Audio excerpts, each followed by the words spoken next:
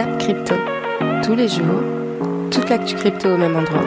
Et pour me soutenir, abonne-toi et active la cloche pour ne pas manquer le prochain Zap Crypto.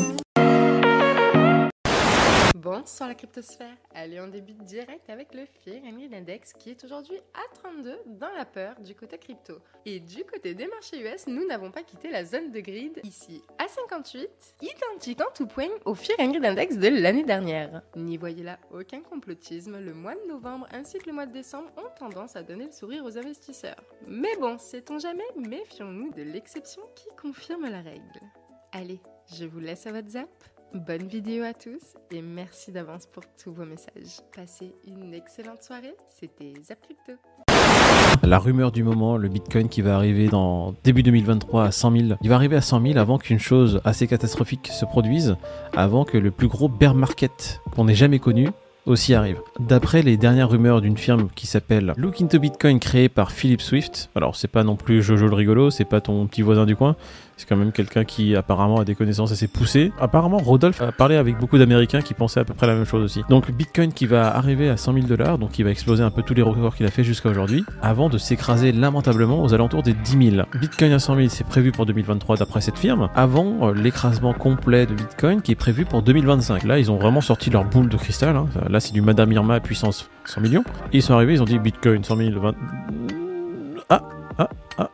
je viens de lâcher une caisse, donc c'est 2023. C'était un point foireux, donc c'est 2025. On ne sait pas ce qui va faire qu'il va péter les 100 000. Et derrière, on ne sait pas ce qui va faire que ça va partir à la cave. C'est très... Ouais. Mais comme tu dis, le gars, c'est pas un lapin de 6 semaines, donc je sais pas. Bizarre. Ouais, mais enfin, lapin de 6 semaines ou pas, il se base sur quoi pour dire que cette année, il va monter à 100K? Parce que moi, de ce que je vois et de ce que ça sent, j'ai du mal à les envisager, les 100K quand même. Hein. Bah ouais, grave. Ah, c'est froid. Non, ça va. Bientôt les 10 000. Bientôt... Ouais. Après, moi, je veux bien, hein, pourquoi pas. Hein, 100K, écoute, en avant. Hein. Bon, écoute, nous, ça nous ferait plaisir, mais l'article, il est assez... Ils te mettent les deux visions. Et t'as d'autres firmes, t'as d'autres traders qui sont là, qui sont plutôt en train de short le Bitcoin. Ils sont en train de t'expliquer que non, le Bitcoin, il se dirige plutôt vers les 10 000. Sans passer par les 100 000 avant. Ouais, même nous, hein. En vrai, je pense qu'on serait plus... de ce point de vue-là, tu vois. Il n'y a aucune raison qu'il aille à 100K avant d'attendre les 10 000 après, c'est bizarre. Bah, ça me dérangerait pas, en tout cas, je peux te dire. Hein. Il peut monter à 100K, que mes altcoins qui sont là, qui ont pris moins 90, remontent, et que je puisse vendre tout ça sur la gueule des gens qui vont se dire « Ouah, BTC à 100K !» C'est magnifique, je vais appeler des... T'es là juste pour les gens. On savait très bien, Peter, que t'étais une mauvaise personne. Non, c'est pas ça, c'est le marché. Tu veux jouer dans le marché? Bah, viens jouer avec nous. Ah oui, attends. Tu crois qu'en 2020 ou en 2021, quand j'ai commencé à me faire... Il y en a pas un qui a retiré et qui s'est dit « Ah, merci Peter !» Si, moi je t'ai dit merci Peter, hein. Bon, en tout cas, aux États-Unis, 45% des moins de 25 ans veulent des crypto-monnaies dans leur épargne retraite. Ça, c'est pas mal. C'est bien. D'après une étude menée par la maison de courtage Charles Schwab, les jeunes Américains sont très attirés par les crypto-monnaies. En outre, 45 des moins de 25 ans estiment pouvoir intégrer les crypto-monnaies dans leur plan d'épargne retraite, contre seulement 11% des plus de 60 ans. Bah, là, il y a peut-être un calcul à faire aussi, parce qu'aujourd'hui, effectivement, les 25 ans, les 25 ans, les 40 ans, et surtout tous les très jeunes, ont une vision sur l'avenir, une vision un peu longue, évidemment sur l'avenir, parce que quand on a 25 ans, 65 ans, c'est 40 ans plus loin, et 40 ans plus loin, à 25 ans, moi à 25 ans, je me disais, mais qu'est-ce que c'est que ces vieux de 50 ans? J'en ai 65, vous voyez ce que je veux dire? Bon, voilà, et tout ça, ça passe très vite, hein. Mais donc, pas la même vision.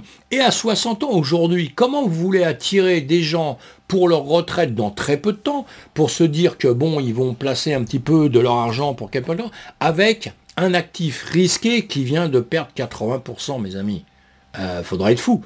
Faudrait être fou pour avoir 60 ans et 65 ans et se dire je place de l'argent dans quelque chose qui dans peu de temps va s'écrouler de moitié, ou j'aurai pas les 10 ans, les 15 ans à venir pour que d'un seul coup il fasse un bond.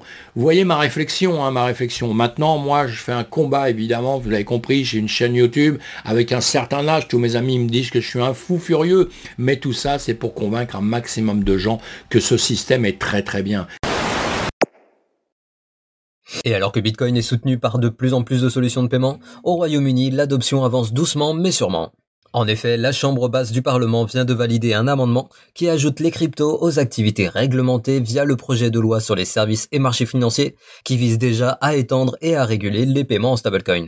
Concrètement, cela veut dire que si le projet de loi sur les services et marchés financiers qui a été présenté à l'époque où Rishi Sunak, le nouveau Premier ministre actuel, était ministre des Finances dans l'administration Boris Johnson, venait à être validé par la Chambre haute puis par le roi Charles III, les cryptoactifs seront reconnus en tant qu'instruments et produits financiers réglementés dans le pays, au même titre que n'importe quel produit financier classique. Ce qui donnera la possibilité au Trésor d'encadrer clairement ce secteur, et au final, une fois qu'un cadre clair sera posé pour l'industrie crypto, l'écosystème pourra se développer sereinement et les acteurs traditionnels pourront plus facilement investir dans cette industrie qui n'en est pour le moment qu'à ses balbutiements.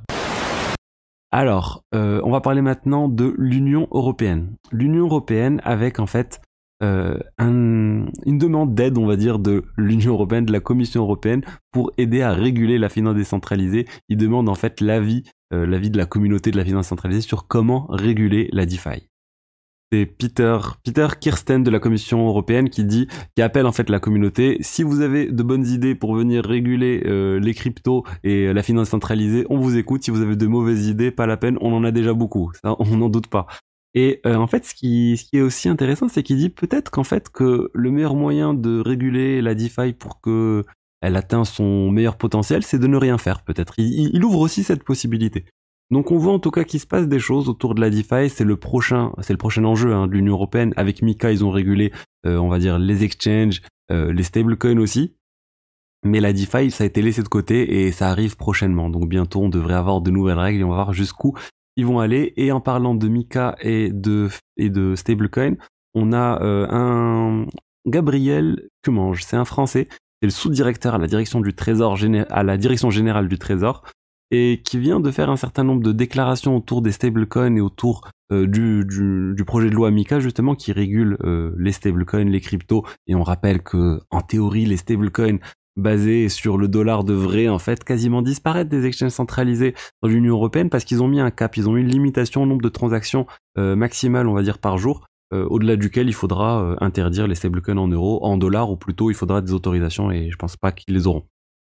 Et en fait, il dit, écoutez, ces caps qui ont été mis, ces limites autour des stablecoins, c'est quelque chose qu'il faudra sûrement ajuster avec le temps. Il dit on pourra les supprimer, les augmenter, et c'est quelque chose en fait qu'on ne maîtrise pas trop. Et il y a beaucoup de personnes qui sont en train de dire qu'on a peut-être trop régulé avec ce projet Mika. Et comment je le dis en fait, l'idée c'était initialement de mettre en place des limitations sur les stablecoins pour pas que les stablecoins soient perçus comme une concurrence à l'euro. Mais si on fait juste du trading avec les stablecoins, c'est pas ça qui va changer la manière dont on paye des choses dans la vie de tous les jours. L'idée c'est plus si les stablecoins sont en train de devenir un moyen de paiement dans la vie de tous les jours des concitoyens européens, etc. Là, ça peut poser un problème parce qu'il y a effectivement peut-être une perte de souveraineté sur sa monnaie, mais c'est pas l'objet des exchanges. Quand vous êtes en train de trader sur Binance ou autre plateforme avec un stablecoin, c'est pas un danger pour l'Union européenne, selon moi et selon un certain nombre de personnes.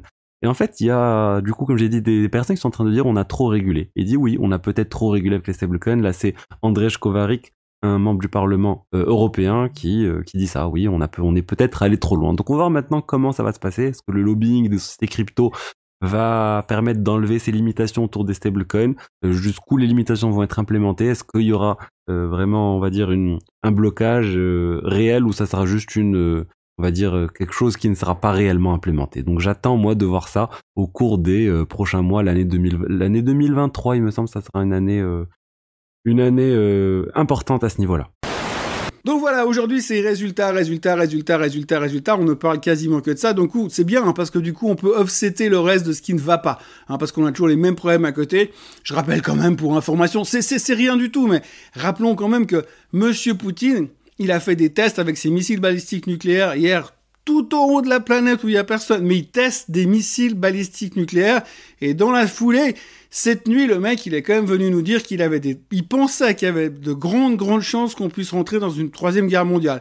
Donc tout ça, c'est super rassurant, mais qu'on se rassure, les futurs sont en hausse ce matin. Ils sont en hausse parce que la fête devrait se montrer beaucoup plus arrangeante à partir de la semaine prochaine. Et puis, vu que tout le monde parle de la fête, c'est bien, mais faut pas oublier que tout à l'heure, il y a la BCE. Et oui, la BCE va parler cet après-midi aussi, c'est très important. Et la BCE va nous parler de quoi? Évidemment de sa hausse des taux.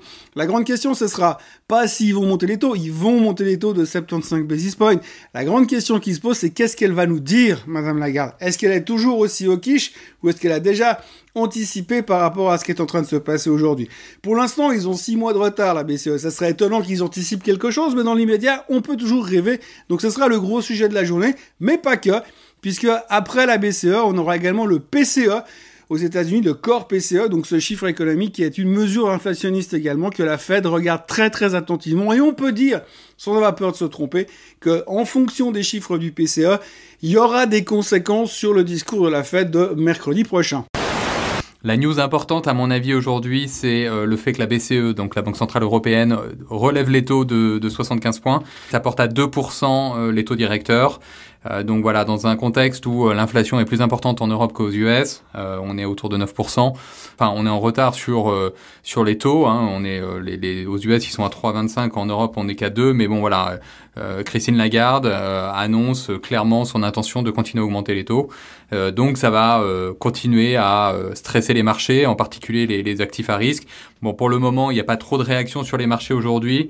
Le CAC ne bouge pas, par exemple, ni le Nasdaq. Mais on verra quand le Nasdaq va ouvrir. Mais et le S&P, on a juste connu 3 jours très bullish récemment sur les marchés. Donc, à voir ce que ça va donner. Pour le moment, ça ne bouge pas, ni sur les cryptos non plus. Mais c'est une news importante, hein, parce qu'ils ont quand même l'intention de continuer à lutter contre l'inflation.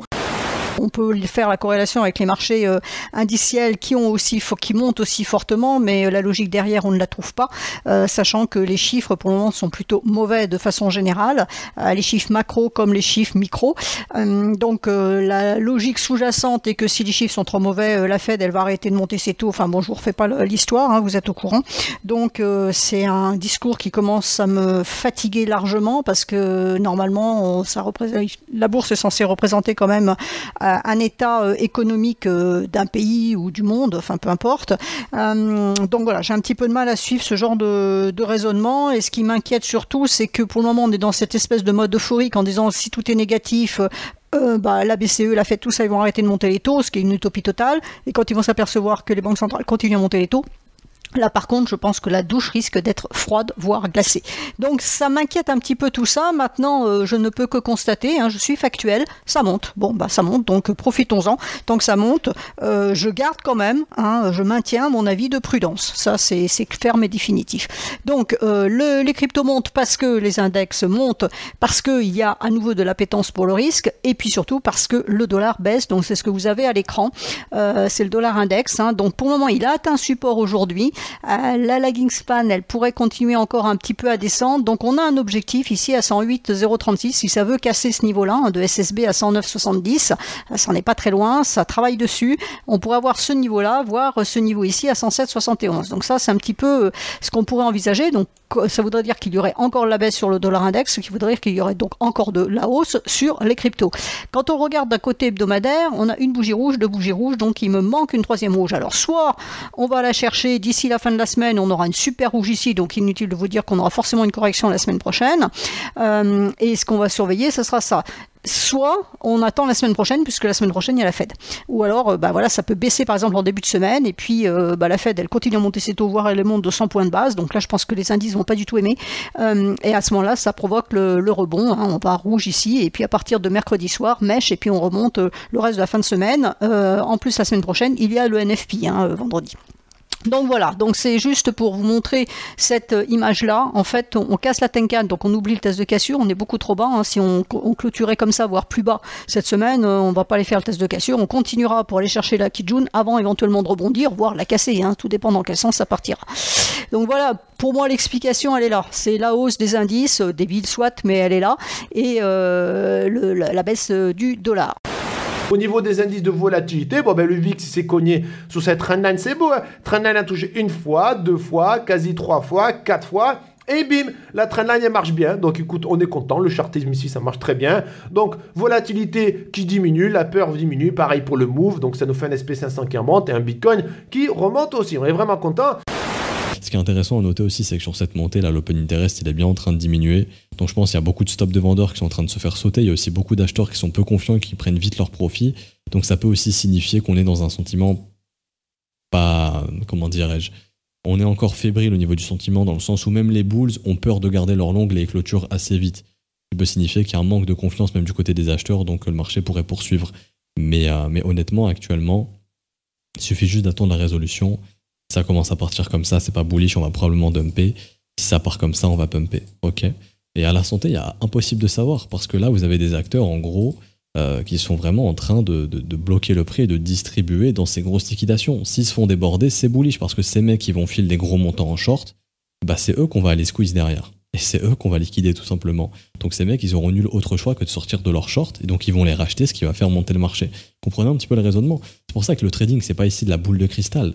C'est de voir là actuellement ce que l'order flow nous apprend, qu'il y a des mecs qui sont en train de distribuer sévèrement dans les 20 700 et dans les 20 900. S'ils y arrivent, ils peuvent reverse le marché, et ça se verra en fonction de la dynamique, et une réintégration du prix dans le range. Par contre, s'ils n'y arrivent pas, on va breaker la résistance, et ces mecs, ils vont devoir sortir de leur short, et du coup, là, on aura une accélération jusqu'à la prochaine résistance, qui se trouve donc ici. Je passe en H4, mais pour faire simple, là, techniquement, il n'y a plus de stop. Tous les stops, ils ont été bouffés. Je vous montre, mais les stops d'ici, ils ont été capturés. Les stops ici, ils ont été capturés ici aussi, ici aussi, ici aussi. Il y en a d'autres, il y a ici aussi. Enfin, vous voyez, il n'y a plus rien. Les prochains stops, ils sont tout là-haut. Du coup, si le marché est faibli ici, ça veut juste dire qu'il était venu en fait bouffer tous ces stops et qu'on va réintégrer le range. Le range qui était... bon, là, ça commence à ressembler un petit peu à n'importe quoi.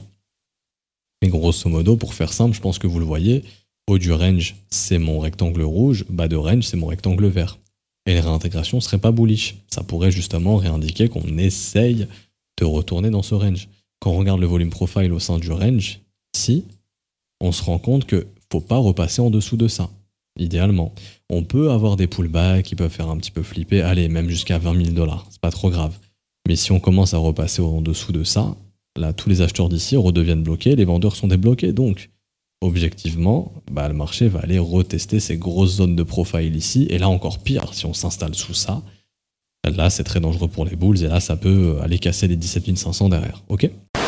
Total market très important. Vous avez en fait cette oblique en weekly ici sur le total market qu'on avait tracé, donc Bitcoin l'a traversé, me semble-t-il qu'Ethereum aussi l'a traversé, mais le total market ne l'a pas traversé encore. Donc on vient chercher la première oblique par rapport à ce tout petit range, mais là vous êtes en train de le bloquer et on va commencer par bloquer sur cette magnifique oblique ici en rouge. Je peux vous-même vous la mettre en blanc, on la verra beaucoup mieux. Donc qu'est-ce qui se passe actuellement ? Ouais, et ben en réalité on break, on bloque. On bloque pourquoi ? Parce que ce sont des objectifs de vente ici, des tech profits. Alors que vous avez tout sous les yeux. Vous avez une magnifique structure des W, dans des W qui sont complètement validés. On est en train de chercher les poches de liquidité. On bloque sur une oblique, prise de tech profit. Et liquidation, bien sûr, de vendeurs à découvert. On l'a vu juste avant. Dès lors, bah, des gros vendeurs à découvert peuvent se remettre ici pour éventuellement essayer d'aller chercher beaucoup plus bas. Ils ont une zone de rechargement de vente logique entre les 618 et les 786. Donc on peut éventuellement breaker, sortir tous les vendeurs à découvert et puis derrière aller chercher un peu plus bas. Soyez extrêmement vigilants par rapport à ça. C'est pas encore to the moon, comme vous pouvez bien sûr l'imaginer. On attendra vraiment de se mettre au milieu de ce range. Est-ce qu'on y est d'ailleurs au niveau du total market parce qu'on a été un petit peu plus apprécié au niveau du total market. C'est impressionnant, hein. Voilà. Bon, on peut pas faire mieux en termes, entre guillemets, de milieu de range. 0,50 juste ici. On est exactement ici. Si on commence à avoir une acceptation bougie weekly au-dessus de ça et qu'on commence à faire un truc comme ça, à ce moment-là, on dit qu'il y a 80% de chances d'aller chercher le haut du range. Ok ? Actuellement, on a plutôt des chances de retrouver un bas de range. On vend les hauts de range, on se fait piéger par rapport à des vendeurs à découvert, on va chercher les bas de range.